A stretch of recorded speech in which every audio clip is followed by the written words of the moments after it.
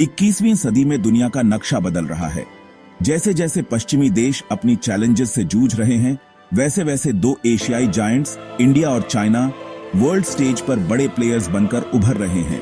दोनों देशों के पास पुरानी सिविलाइजेशंस, वाइब्रेंट कल्चर्स और तेजी से बढ़ती इकोनॉमीज हैं, लेकिन उनके जर्नीज बिल्कुल अलग रहे हैं। अलग अलग पॉलिटिकल सिस्टम्स, इकोनॉमिक मॉडल्स और ग्लोबल एस्पिरेशंस के कारण।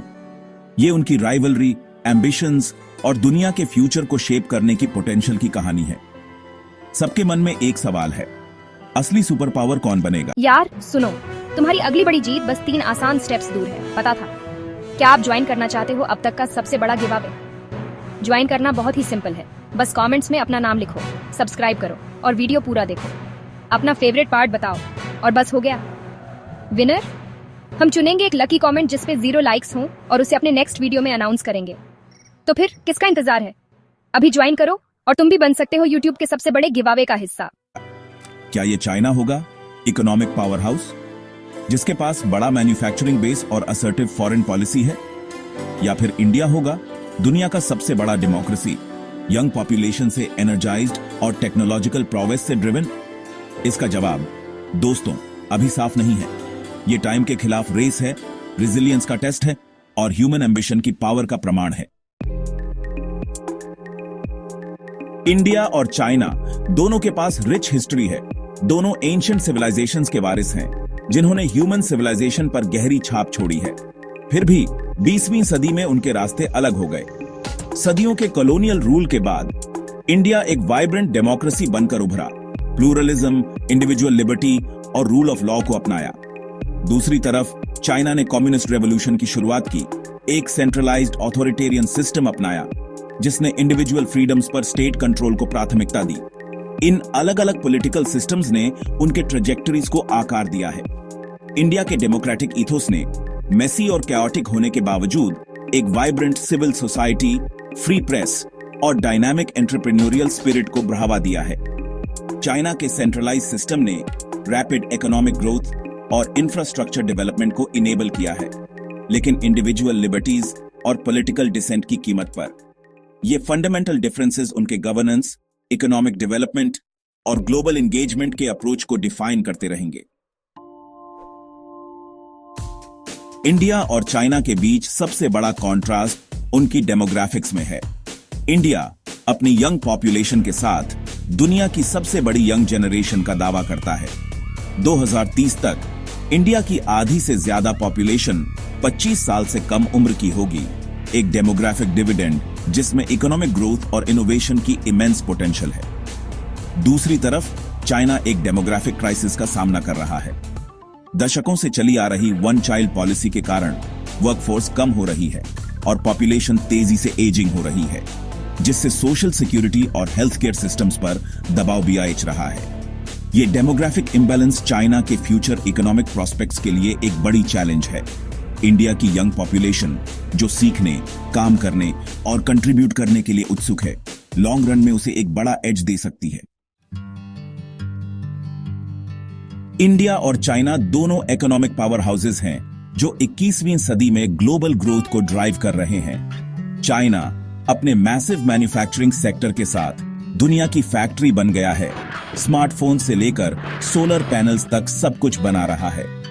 उसका बेल्ट एंड रोड इनिशिएटिव एक मैसिव इंफ्रास्ट्रक्चर प्रोजेक्ट जिसका उद्देश्य एशिया, अफ्रीका और यूरोप को कनेक्ट करना है, दुनिया भर में अपने इकोनॉमिक और जियोपॉलिटिकल इन्फ्लुएंस को बढ़ा रहा है। इंडिया मैन्युफैक्चरिंग में पीछे होने के बावजूद डिजिटल इकोनॉमी में एक ग्लोबल लीडर के रूप में उभरा है। उसका आईटी सेक्टर जो इनोवेशन और स्किल्ड वर्कफोर्स के लिए जाना जाता है, एक ग्लोबल आउटसोर्सिंग हब बन गया है। इंडिया का बढ़ता हुआ स्टार्टअप इकोसिस्टम एंटरप्रेन्योरशिप के स्पिरिट और बड़े डोमेस्टिक मार्केट से फ्यूल्ड सिग्निफिकेंट इन्वेस्टमेंट अट्रैक्ट कर रहा है और नई जॉब्स जनरेट कर रहा है। चाइना के पास अभी इकोनॉमिक एडवांटेज है, लेकिन इंडिया की रैपिड ग्रोथ और डिजिटल प्रोग्रेस उसे लॉन्ग रन में एक फॉर्मिडेबल कंटेंडर बनाती है। 21वीं सदी सच में टेक्नोलॉजी का युग है और इंडिया और चाइना इनोवेशन के फ्रंटियर्स पर डोमिनेट करने के लिए कड़ी कंपटीशन में है।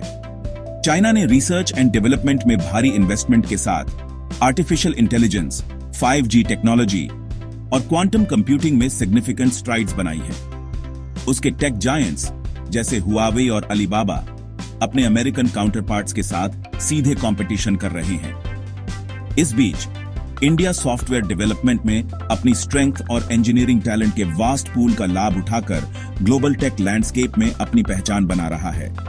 अफोर्डेबल स्मार्टफोन्स डेवलप करने से लेकर डिजिटल पेमेंट सॉल्यूशंस में पायोनियरिंग तक इंडिया तेजी से टेक्नोलॉजिकल इनोवेशन का हॉटबेड बन रहा है। टेक्नोलॉजिकल सुप्रीमेसी की रेस अभी खत्म नहीं हुई है और दोनों देश डिजिटल वर्ल्ड के फ्यूचर को शेप करने में महत्वपूर्ण भूमिका निभाने के लिए तैयार हैं। इंडिया और चाइना के उदय ने पता है रीजनल बैलेंस ऑफ पावर में बदलाव ला दिया है, जिससे अपॉर्चुनिटीज और चैलेंजेस दोनों पैदा हुए हैं। दोनों देशों ने अपनी मिलिटरीज को मॉडर्नाइज करने, अपनी नेवल कैपेबिलिटीज को एक्सपैंड करने और एडवांस्ड वेपनरी डेवलप करने में हेविली इन्वेस्ट किया है। सीमा विवाद, जो कॉलोनियल हिस्ट्री की लेगेसी है, इन दोनों एशियाई जायंट्स के बीच टेंशन का कारण बने हुए हैं। लद्दाख में हाल ही में हुआ स्टैंड ऑफ सच में इस वॉलेटिल रीजन में कॉन्फ्लिक्ट की पोटेंशियल की याद दिलाता है। हालांकि इंडिया और चाइना दोनों अपनी कंटिन्यूड इकोनॉमिक ग्रोथ और ग्लोबल एस्पिरेशंस के लिए पीस और स्टेबिलिटी बनाए रखने के महत्व को समझते हैं। डायलॉग, डिप्लोमेसी और पीसफुल मीन्स के जरिए डिस्प्यूट्स को रिजॉल्व करने की कमिटमेंट बिना किसी डाउट के इन टेंशंस को ओपन कॉन्फ्लिक्ट में एस्केलेट होने से रोकने के लिए जरूरी है। अंतरिक्ष का फाइनल फ्रंटियर देखो, इंडिया और चाइना के बीच कंपटीशन का एक और एरिना बन गया है। दोनों देशों के पास एम्बिशियस स्पेस प्रोग्राम्स हैं जो साइंटिफिक एडवांसमेंट, नेशनल प्राइड और स्ट्रेटेजिक कंसिडरेशन से प्रेरित हैं। चाइना ने अपने वास्ट रिसोर्सेज के साथ स्पेस एक्सप्लोरेशन में सिग्निफिकेंट स्ट्राइड्स बनाई है। मंगल ग्रह पर रोवर उतारने वाला तीसरा देश बन गया है और अपना खुद का स्पेस स्टेशन लॉन्च कर दिया है। इंडिया ने अपने लिमिटेड बजट के बावजूद अपने मार्स ऑर्बिटर मिशन और चांद्रयान लूनर मिशंस के साथ रिमार्केबल सक्सेस हासिल की है। सच में अपनी टेक्नोलॉजिकल प्रोग्रेस और स्पेस एक्सप्लोरेशन के लिए कॉस्ट इफेक्टिव अप्रोच को डेमोन्स्ट्रेट किया है। स्पेस रेस एक्सप्लोरेशन के बाउंडलेस ह्यूमन स्पिरिट और नॉलेज की परस्यूट का एक सच्चा प्रमाण है। इकोनॉमिक और मिलिट्री माइट से परे इंडिया और चाइना दोनों पता है ग्लोबल इन्फ्लुएंस के लिए वाइंग कर रहे हैं।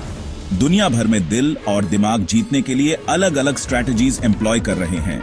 चाइना मुख्य रूप से अपने इकोनॉमिक क्लाउड पर निर्भर रहा है, इंफ्रास्ट्रक्चर प्रोजेक्ट्स में हेविली इन्वेस्ट कर रहा है, जेनरस लोन्स ऑफर कर रहा है और अपने बेल्ट एंड रोड इनिशिएटिव के जरिए डेवलपिंग नेशंस के साथ ट्रेड टाइज एक्सपैंड कर रहा है। इस इकोनॉमिक डिप्लोमेसी ने चाइना को दुनिया के कई हिस्सों में फुटहोल्ड हासिल करने में इनेबल किया है, लेकिन इसने डेट ट्रैप डिप्लोमेसी और नियो कॉलोनियलिज्म के बारे में भी कंसर्न्स पैदा की है। दूसरी तरफ इंडिया ट्रेडिशनली अपने सॉफ्ट पावर पर निर्भर रहा है।